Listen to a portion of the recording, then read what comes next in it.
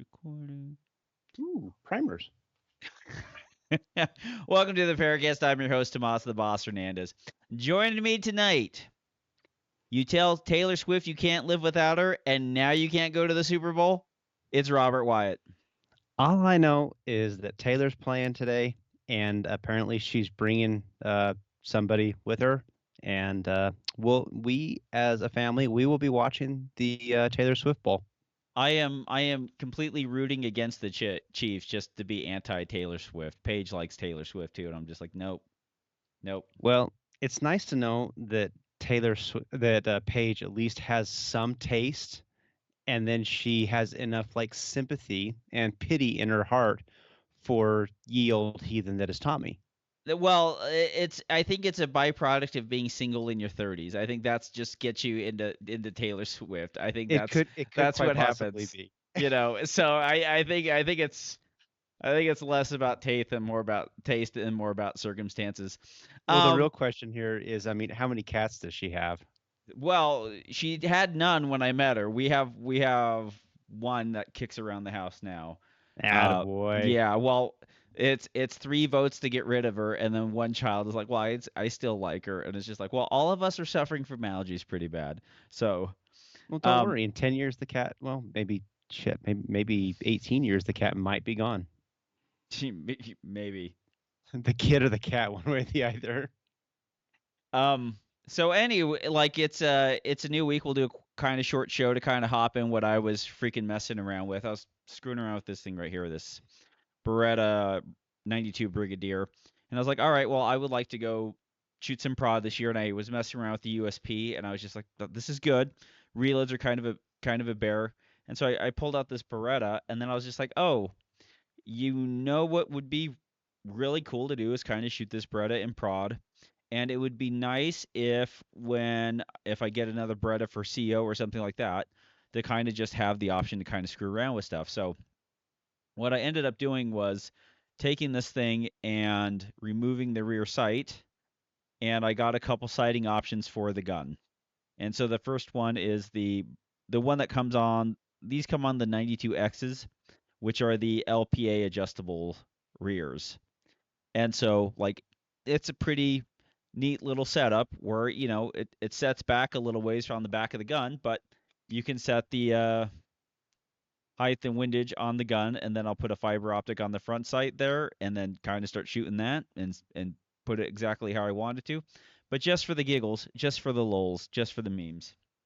I I just hate how the back of those sights hang so far over the rounded off back edge of Yeah. that. It feels like one bad trip or something like that, and you're just going to bust that poor sight out. Because the LPAs they're just great sights. I mean, you can't argue with how good they are, Yep. but it gives me that weird heebie-jeebie of like the poor thing just breaking off. Yeah, and that's the thing with them is, so like you can see all the adjustment happens after the rounded hump on the back of the Mm-hmm. slide that actually gives it the depth to kind of adjust one way Yeah. or the other. And then most people, what they do is they mill the back end of the freaking slide off.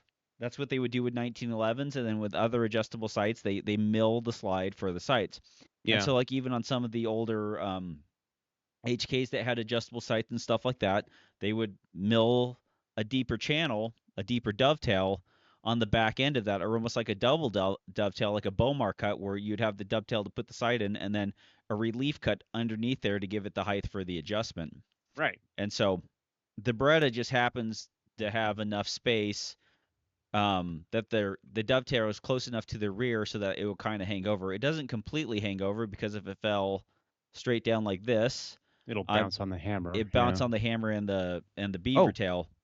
And sure so enough. there's a lot there, but of course, like you can't ever stop anything from bouncing off of the rear sight. Like if you drop it towards the rear sight, there's nothing that's going to stop it. It's like Right. dropping towards the optic. Speaking of an optic, so here is a Vortec Defender ST, and it has a dovetail mount for a Beretta. And so this is Oh, kind of sick. this is like a Leupold's factory. Leupold produces this for the Beretta, so it's a polymer plate, which essentially, without the adjustables on, would sit over the dovetail, Mhm. Then you have a dovetail slot that goes in there, and then the optics tightens in to that dovetail slot, and that pushes the plate down and pulls the optic down, and so it kind of centers everything up over the slide of the Beretta. So so what is mounting into the dovetail? Is it the optic The that's optic, mounting in, but not the plate? correct. The plate simply centers it and gives it spacer. The optic is what screws into the dovetail, and so that pulls the Gotcha. dovetail up, it pulls the optic down, and then centers it up on the plate because the plate is concave to fit over the recesses of the slide. Okay. And so, yeah, it you get the threads of the optic screwed directly into the dovetail mount, and so it's all right. I mean, it's not the perfect situation. It is a dovetail mount, but the funny thing is, it's just as high as the factory RDO option from Beretta. Not Which I'm not, just it just kills you because I mean like Beretta had the opportunity and the ability to do something well, and they've done a lot of very good things, but why couldn't they have actually like milled an optic in there? I mean, hell, why don't they just pay Langdon a small royalty they fee and copy his design? they were from what I understand they were going to. He said Oh, no. I mean, and like if you think about like Lane and Tacticals, what would you say Lane and Tacticals guns that they produce or the guns they give you, all yeah. those guns, the Beretta has a factory red dot solution, but understandably it's not good. It's a lot better now with the Tony systems and the dolly plates. Um, but like their PX4s, could Beretta make an optics ready PX4? They sure as cuss could. Who's the biggest seller of their PX4s? Ernest Langdon, and Langdon wants to charge to cut them.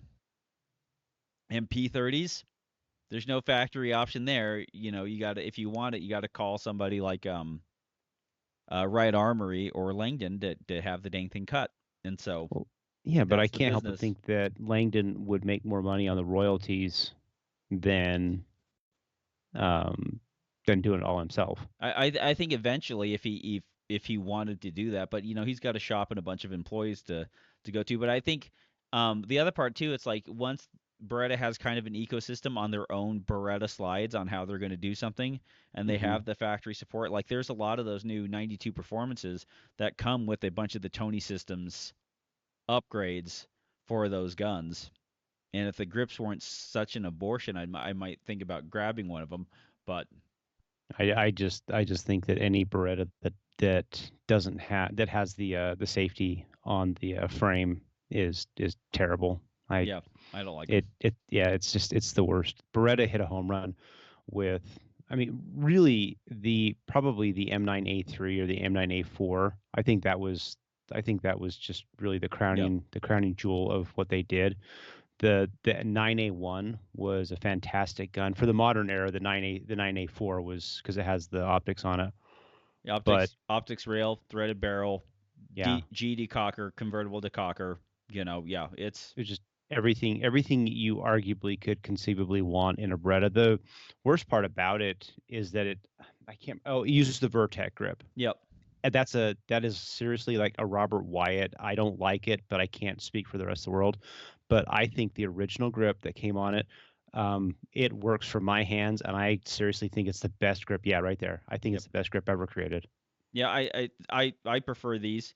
I mean these guns with the frame mounted safeties and the standard grips, like the Langdon and then some of the older guns, but like this gun, like right here, it does not have a beveled magazine well, and it doesn't have the cross checkering. It just has the single vertical line checkering Yeah. on the back strap and front strap. So it's there's no perfect ones, but the M9A4 is with the correctable little thing that you can go the back strap Yeah, they put that hoe adjuster. grip kind of Yeah, backstrap on it that actually works really, really well. works. It works. Yeah, it works good enough. But like something like this is pretty legit. And so Oh yeah. yeah, Like I've my been rodeo that I have that that he did, that Langdon did, is by far I love my 9A3. I really love that gun.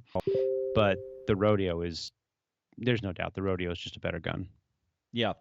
No, they're pretty awesome. It's a Yeah. better optic system and a better gun straight from the jump. Oh, But 100%. so almost 100% more the cost. I That's know. that's the kind of thing. So anyways, sitting there screwing around with this stuff. I'm messing around with these grips. I got these grips from Kenny Terry a long time ago. And they had the Hogue over molded grips. And then I was just like, you know what? I'm gonna get some lock palm swells. So I hop on lock and I'm like, I'm gonna get some lock palm swells on this bad boy, and this thing's gonna sing. And then I'm sitting there scrolling and I'm scrolling, and what do I see? Stars Beretta grips from Resident Evil made by Locke, and I'm like, mother effer, take it, take my money. Tommy, he's shaking while he's entering his credit card number. He's They're like, I like get it.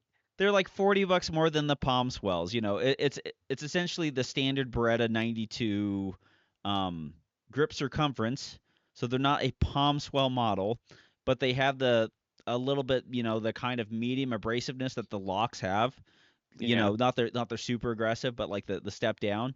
And then they have, so I got a brown set of G10s, and then they have the Stars medallion, the dark blue Chris Redfield Stars medallion on them, and I was just like, well, gosh dang it, I have to get that. Like Well, I don't did you get one for your daughter? Because you I did the did, yeah. Resident Evil one for her as well. Yeah, I used a different model grip. So the model grip that I did for my daughter's gun was the actual kind of like, it had the wood with the inlaid rubber and then the medallion, but they're not like serious use grips. It's not like Okay. something you're going to go on there and then shoot 3,000 rounds from it and then dry fire on every day and have it hold up. Right. But Right. like a set of lock grips will do that. So I got the dark brown grips with the medallion, and so I'm just ready to sit there and take this thing out and shoot it and have a blast with it and prod. Like I was just getting the trigger ready on this and gonna go zero these iron sights and just looking to have a good time with it. That's awesome. So yeah, yeah, the lock grips were a big kind of a big deal. So I'm happy with it. Getting engaged, lock grips. Getting engaged. Lock Ooh, grips. sorry, Paige. Sorry. What can you do? A man's got to have priorities. But I had a friend actually. He has a Shadow 2, and he's like, I can't get the hammer to work. And so I was like, dude, just bring it. Because he thought it was the trigger bar spring. And anybody who's ever worked on a Shadow 2, the Shadow 2 is unless you're like you live in the Midwest and just don't know how to do anything, Shadow 2 is actually one of the easier guns to work on. It it requires you to know what to do, but once you get the thing taken apart and understand the parts inside of it, they're really straightforward.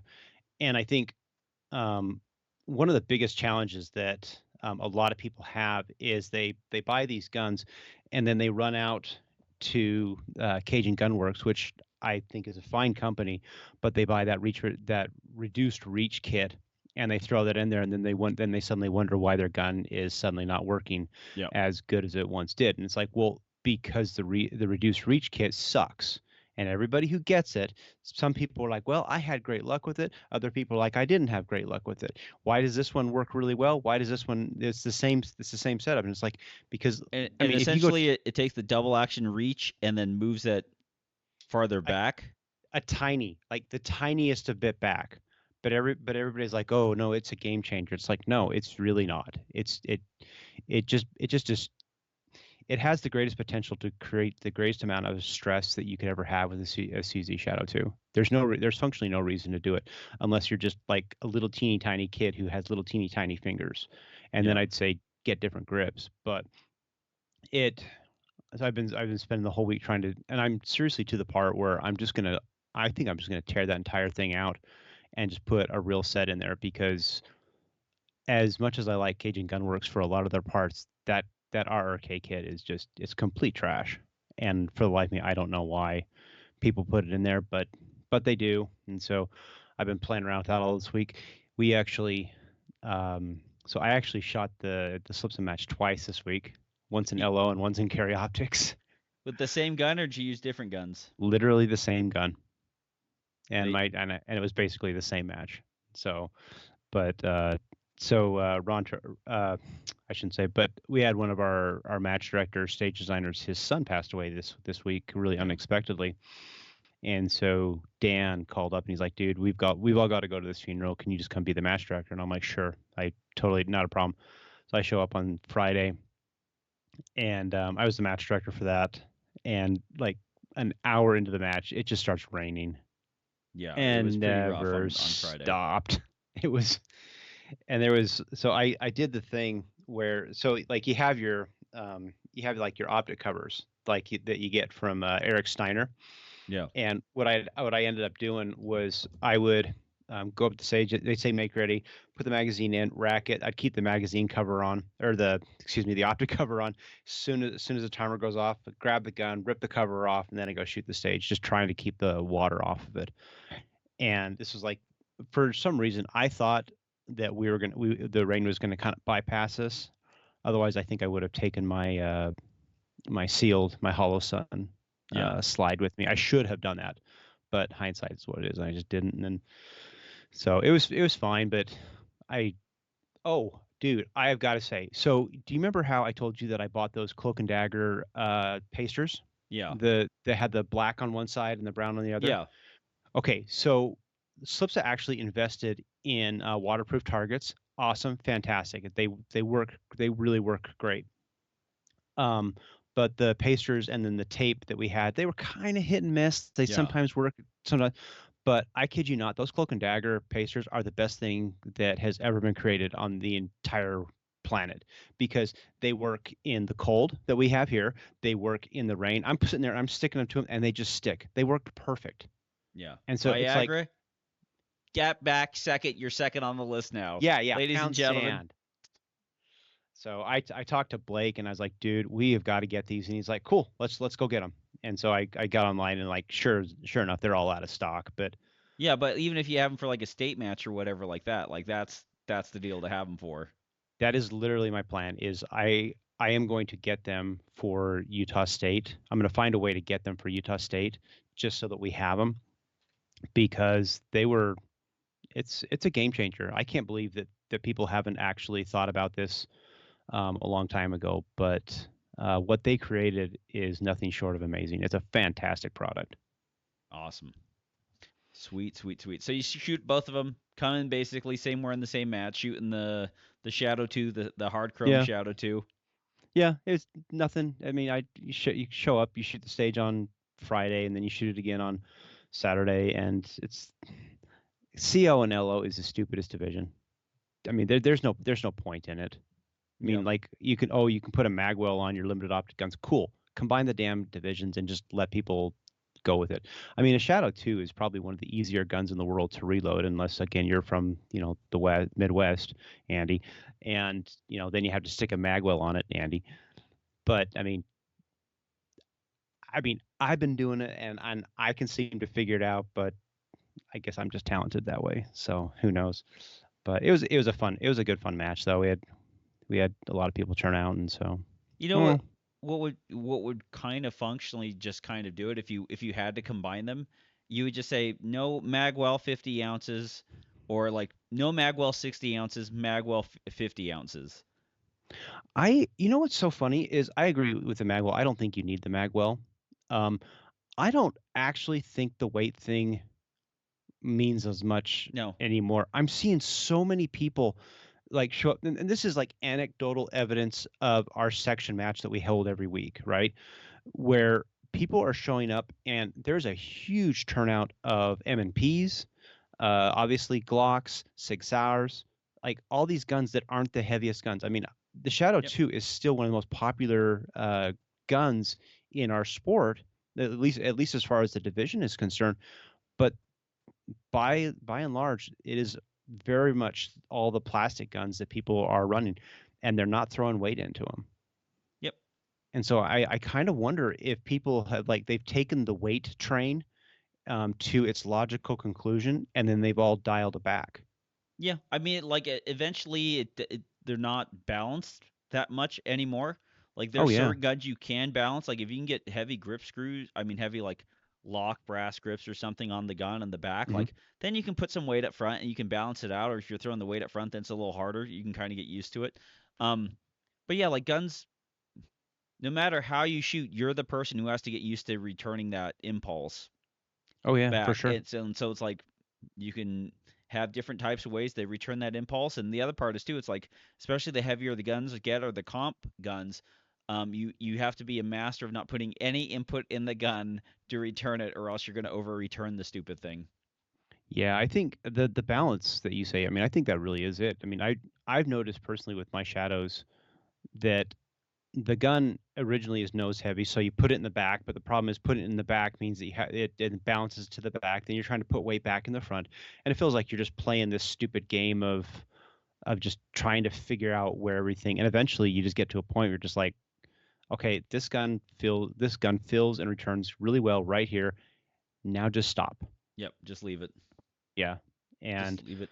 Yep. like I mean, yeah, the Shadow 2s or whatever, like, get a little bit of heavier weights and put a grip of that has some palm swells in the back, and and a tungsten guide rod like that kind of balance right there. That's kind of like the perfect kind of balance. A tungsten guide rod, a set of slightly heavier grips, and then you're fine. Like this Beretta has a W74 in it, hmm and it's just like, okay, yeah, that really kind of settles the gun exactly how I want it to be.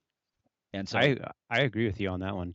When he was first starting to make those, he sent me one to test and model, and it really kind of it settled the 983 down so well that I was like, oh, this is actually a pleasant addition to this gun. yep, And I'm just like, okay, yeah, putting I think it was Kenny Platt a long time ago. Maybe it was Kenny Cherry but they said it's not about the weight, it's about the balance. And I mean, he was right then and he's right now. yep. Now balance is kind of everything. Having the gun return is everything. Yeah, Where it returns to is everything. So 100%. awesome. What else do we have to do? We have any questions for the show this week? Well, Ron did ask one question about temperature sensitivity of gunpowder, specifically HP 38. And he said, da, da, da, da. Now I got to scroll back all the way back down to it. No worries. Well, Oh, in the meantime, remember to head over to the sponsors. Check out W74 Guide Rods. We just talked about them. PARA10 saves 10% off of that. Tungsten infused everything for your tungsten wanting needs. Also, check out Rune Tactical. Get a +1 follower in your gun. Get your 22 rounds to 23, 23s to 24s, and maybe you'll be walking in with 25 rounds maxed out in a CZ with some Grams followers or Rune Tactical follower. Check them so out. that you can run dry right before you get to the important part. Yeah, with the Rune Tactical followers. Check that. Check them out. Also, check out Dominate Defense American Operator Gear. Use 10% off. Get 10% off using promo code PARA10 for the best belt in the industry. Did you see They're he's great. he's working on or he's introducing a new battle belt system? Yep. Yep. Yeah, No, it'll be that's cool. pretty damn cool, isn't it? Yeah, it'll be super cool. Yeah, I was kind of I watched the little video that he did on. It, I'm like, that's impressive. Nice. But he's always good that way. He's always coming up with creative ideas that everybody's always copying. So Yep. And a super good product. damn it, yeah. Let's see from Ron. So a question for either the show or just in general: how much does the cold affect power factor? I loaded rounds into 130 power factor yesterday morning, and they were clocking at 135 power factor on my Garmin. Generally, I've noticed, and it's different, but I load it with a lot of tight group. I notice like the worst it can be. Like if I make it the ammunition in the summer, then I chrono it like in the winter or something like that. I'll notice like maybe it'll go from like a 135 or a 139 to like 135 or 135 to 131, like about what would it be 4 thousandths is kind of Yeah. like where I kind of run into the issue. So that's kind of how I see the power factor um, on the guns. Like it'll tank, and it also determines on like how much the ammunition's just kind of sitting out there in the cold or something else like that. Because you can really kind of tank it if you just leave it out exposed for an hour, 2 hours, and then go out there and shoot it. But generally, just coming from like the range bag into the gun, like I'll notice, yeah, a 4 point swing. So I've noticed it, and this is very anecdotal evidence of Rob, but the cheaper it's not cheaper powders, but it's the powders you typically get in the United States, like Thai Group, 231, the what do they call it, the double base or whatever Yeah, powders. They tend to be more sensitive than the single base stuff, like the N320s, Prima V's, and that type. And I'm not sure why that is, but that I've noticed it there. And so for me, I mean, I'm using I'm using Prima V for the vast majority of everything I do, and I don't notice anything in terms of like the temperature. I've shot it cold and I've shot it hot, and it hasn't made a lot of difference. I have noticed that elevation change does affect it in the smallest of way. Yeah. Um, and with the Garmin with that new Garmin and making it so much more consistent, it actually helps to get really to really kind of dial in where everything's coming in at. But like I've traveled from Utah, well, Salt Lake, which is where are we, like 4,000, Yep. 4,400 or something Yeah. like that, 44, all the way 45. down to like San Diego level, and it'll change, not tons, but it will change. Yep. And so The just don't be a bitch and load it hot. 135, like if you aim for 135, you are going to be pleasantly surprised everywhere. Do you have a do you have so like I've noticed I'm using a lot of this clean shot stuff, and I can get it to 130, 131 power factor straightforward, really easy. But I've started to notice that adding more powder into it, it takes a lot more work to actually get that powder, get the power factor up. And I was kind of wondering if, I mean, because I know Tight Group is a little bit that way, where it has a lot on the bottom end. Yeah. And then yeah, so if you go like 4.4, like if you're shooting a 115 grain bullet, like if you go 4.4, 4.5, 4.6, it's like Right. okay. And then like it just kind of like peters out. So if you're trying to get like a 100 top 130 and you're trying to get like I want a 142 power factor, then it doesn't like to move very well. I mean, Right. definitely with a heavier bullet, it does. Like on 147, it's much easier on that lower end because those lower power changes to like 4.3 or whatever on there affect it more. But I think with a 115 grain bullet, like I've gotten up to like 4.8 to actually see kind of like move the needle in velocity. But at that point, like it's unless it's a complete full metal jacket bullet, it's kind of like whatever. Yeah. Yeah. I started loading 4.7 of this clean shot, and I got to go chrono and just to see if it actually makes enough of a difference, because right now like 4.6 will make 131 power factor all day long, Yep. and then that's great. It works really well. But if you are traveling, there's always that in the back of your head. There's that comfort level, right? I mean, like if you travel with 138 power factor, you don't give a crap. It's just gonna run. Yep. But 115s seem to have a little bit more. It seems like 115 takes a little bit more work to get the upper end of where it needs to be. Maybe I Well, just have the wrong powder. yeah, and the other part of that too, it's like if you're always worried about the powder and the powder sensitivity, one of the other tips you can do is just like whatever the first 10 bullets are out of the machine, make sure you segregate those and then move those out of the way, and then chrono the next 10 that come out of the machine when the plate's actually pretty full, when the Mm-hmm. plate's actually full, and then that way like you don't have any variance in those.